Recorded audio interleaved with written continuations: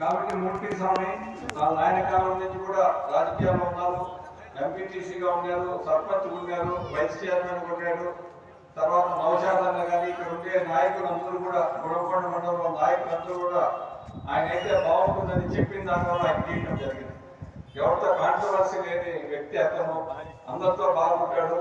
So స్వామి మీద ఇంకా బాధ్యతలు ఎక్కువ అయినాయి.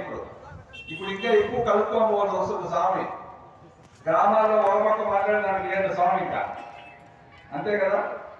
ఇప్పుడు ఇంకా అందరినీ నరగని కలుపుకోపోయి సమస్యలు వస్తే పెద్ద మనిషిగా ఉంటుందా మూర్తి స్వామి.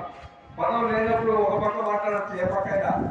ఇప్పుడు పదవి వచ్చినాక ఏ గ్రామంలో ఇలా కూడా పెద్ద మనిషిగా వ్యవహరించాలి మూర్తి స్వామి కానీ మిగతా నాయకులు కానీ ఎవరైనా కానీ. కాబట్టి ఈరోజు గుణకొండ మండలం మన ఎలక్షన్లో నా కుటుంబాన్ని ఆదరించినారు, తెలుగుదేశం పార్టీని ఆదరించినారు. మీరందరూ కూడా గుణకొండ టౌన్లో కానీ నౌషాద్ అని కానీ ఇంటిఆర్ కానీ ఇజాద్ కానీ జగదీష్ కానీ అందరూ గుణకొండ గ్రామంలో కూడా చాలా కష్టపడి, మండలంలో కూడా మీరంతా కష్టపడి దగ్గర 2300 ఓట్లు మనకు మెజార్టీ రావడం జరిగింది. ఈజులీ గుణకొండ మండలం అంతా కూడా మీకు ఏమి కావాలన్నా కూడా అభివృద్ధి చేసేదాన్ని సిద్ధంగా మన ముఖ్యమంత్రి గారికి ఇంకోటి కృతజ్ఞతలు చెప్పాలి. 2000 కోట్లు గల్లీకోట్ల నుంచి పైప్ లైన్ శాంక్షన్ అయింది మనకు తమలపల్లికి.